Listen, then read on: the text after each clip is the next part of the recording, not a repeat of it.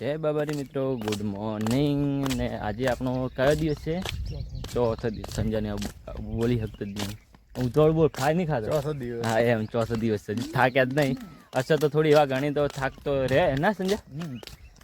અને આજે આપણે કેટલે પહોંચી જાવ?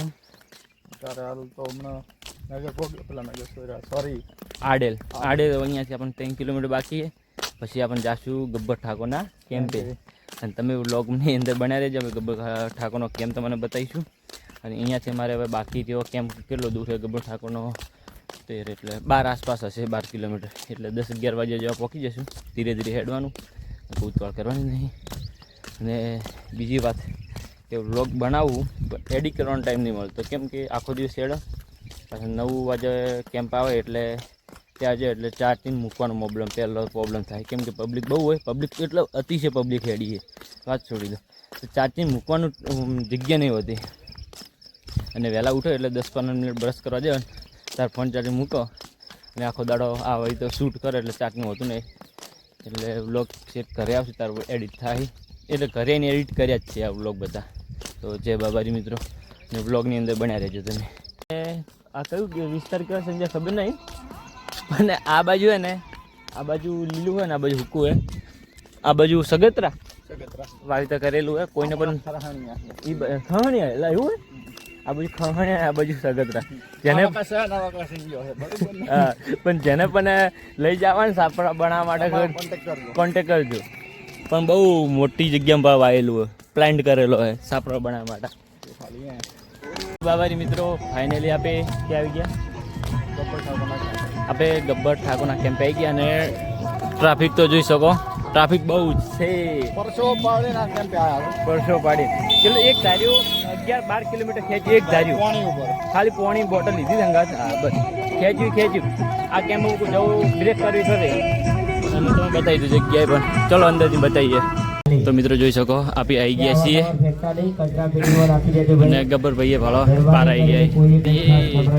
ગબ્બરભાઈ જોયા અને કોઈ બૂટ ચપ્પલ અંદર પહેરીને ના જવું. નાવા જોઈ રહ્યા. અને કેમ તેમનો આવી ગયા ફાઇનલી આપણે કેમ્પે. હવે આવી ગયા. એટલે હવે જોઈ શકો આ છે તેમનો કેમ્પ.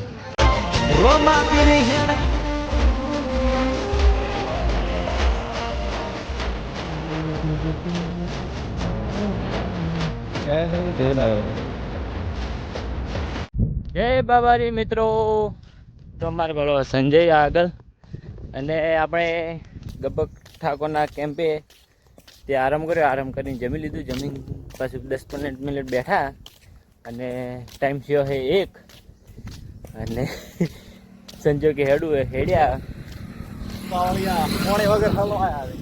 અને લાગી છે તરસ. અને કીધું પોપટને કીધું લઈ રહી પાણી બોટલ. કેવું કર્યું? કઈ નહીં, આગળ એક મસ્ત બોર્ડ આવે, ખાલી તમે વાંચી લેજો. શરાબ કી દુકાન. તમારું શરાબ કી દુકાન લઈ દેખાડ બતાવી દુકાન. પણ હવે પાણી પીશું છે. આગળ દુકાન બને પણ આગળ છે એ પેલી. અને વાતાવરણ એવું ઠંડુ હોય ને કે ફેરવાની મજા આવે ને સંજય. બાબારી મિત્રો, ફાઇનલી આપણે રાયકાથી ધાણી અને એની આગળ પેલી બાજુ પહોંચી ગયા છે. ત્યાં પેલું આપણે મંદિર આવે છે ને, ત્યાં મોટો શેડ કેમ્પ વાળો, ત્યાં અહીંયા ભાદરું પડાય ને, આપણે બાજુ તળાવ આવી ગઈ. તો ત્યાં હવે પહોંચી ગયા છીએ. તો ત્યાં ભાદરું પહોંચી જવાનું. અને એક પગમાં સાળો ભરવાનો, કેમ કે ચંપલ 3 જોડી બદલા ને એના હિસાબે. તો ચંપલ ચેન્જ છે ને એટલે એડજસ્ટ ના થયું. જો એક જોડી ચંપલ હોત ને તો કોઈ ના થયું. કેમ કે 2 વખત ચંપલ ખોવાઈ ગયા એટલે પ્રોબ્લેમ થયું. બાકી હોતો નહીં, બીજું કોઈ પ્રોબ્લેમ નહીં થયું. મારે સંજય આગળ આવી બા કાચીજી બોલાતો આવી ગયું. પાડો પહેલો રીવમાં કેમ્પ મોટો સજા દેખાતી છે.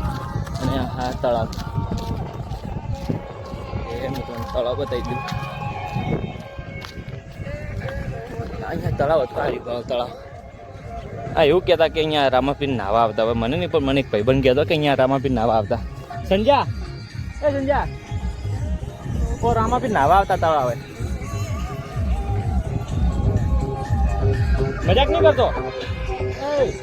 ફોન કાપ ને.